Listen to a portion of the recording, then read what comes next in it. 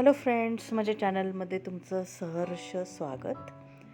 तर आता आषाढ महिना संपून श्रावण सुरू होणार आहे, तर त्याच्या आधी आपली ही तयारी मटण खाण्याची.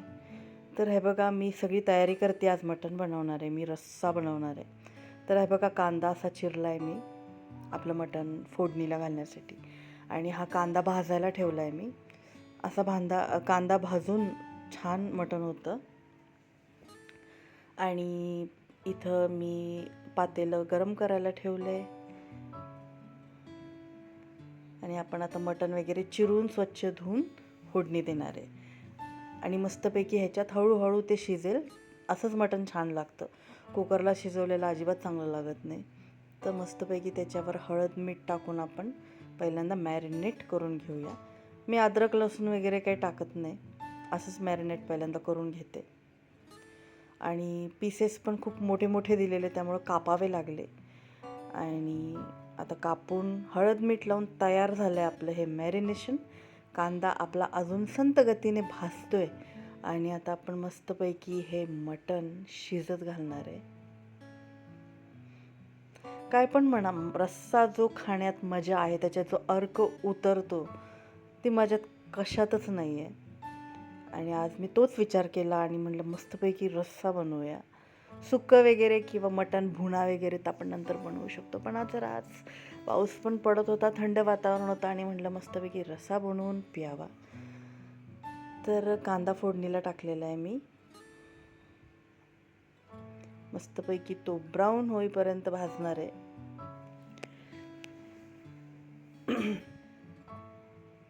बघा किती छान भाजतोय. आपलं मटण मॅरिनेट झालेलं आहे, आणि मला मटण छान मिळालं बरं का यावेळेस. बरीच लोक मी बघितले अद्रक लसूणची पेस्ट वगैरे घालतात, पण जे आपलं सूप आहे ते असं सिम्पलच छान लागतं, मला असं वाटतं. आता प्रत्येकाची चॉईस वेगवेगळी आहे. काय टोमॅटो पण टाकतात, टोमॅटो पण टाकून अगदी छान लागतं, पण मी आज टाकलेलं नाही. वाटणामध्ये मी टोमॅटो टाकणार आहे. मस्तपैकी असं आपण शिजवून घेणार आहे पहिल्यांदा.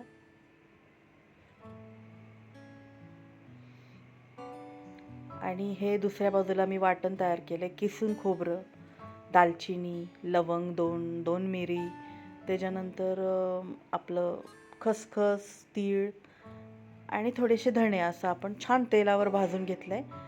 आणि जो कांदा मी भाजला होता ना, तो मी जरासा असं ह्याच्यावर परतणार आहे तव्यावर.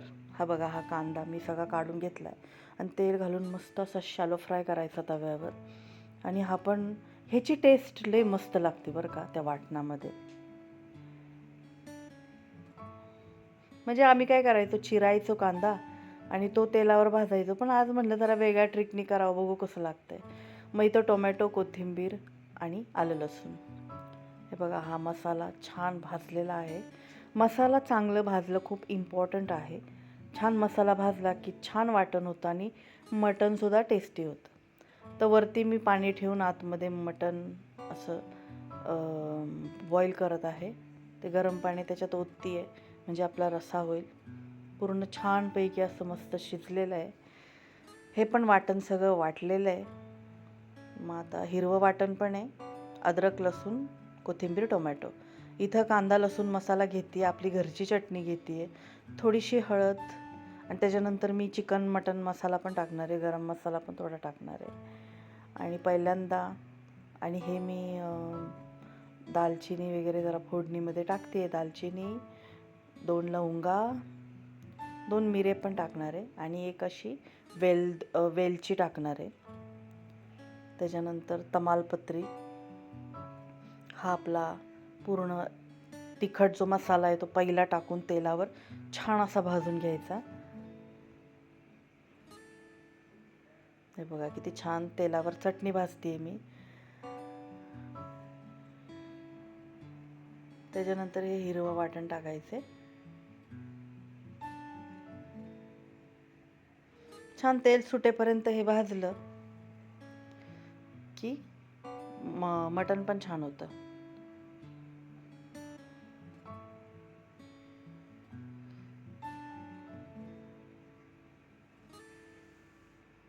बघा मस्त भाजतोय मसाला तेलावर. थोडंसं आपलं सूपमधलं पाणी पण टाकते त्याच्यात. अजूनच त्याला मस्तपैकी टेस्ट येते. असं पाणी तुम्ही टाका बरं का, छान लागतं, मसाल्याला टेस्ट येते. आणि हे आपलं मटण मी ज्या फोडी आहेत त्या पहिल्यांदा टाकून घेते. जास्त म्हणजे फोडी टाकल्यावर छान खळखळ खळखळ उकळून द्यायचं.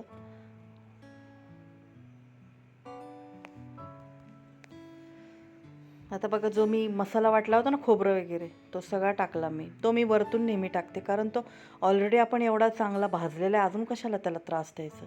तर त्याला तेलात न भाजता वरतून टाकायचं. पण पहिल्यांदा जेव्हा तुम्ही भाजता तेव्हा छान तेलातच त्याला भाजायचं आहे. आणि आता मी वरतून टाकला तो मसाला.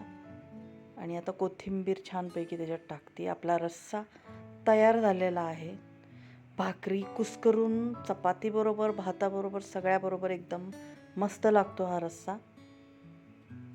तर तुम्ही पण असा रस्सा बनवा. आता माझी ही स्टाईल आहे बनवण्याची. तुमची काही वेगळी असेल तर मला कमेंट करून सांगा. थोडंसं मी माझ्या बाबांना देण्यासाठी काढलं आहे.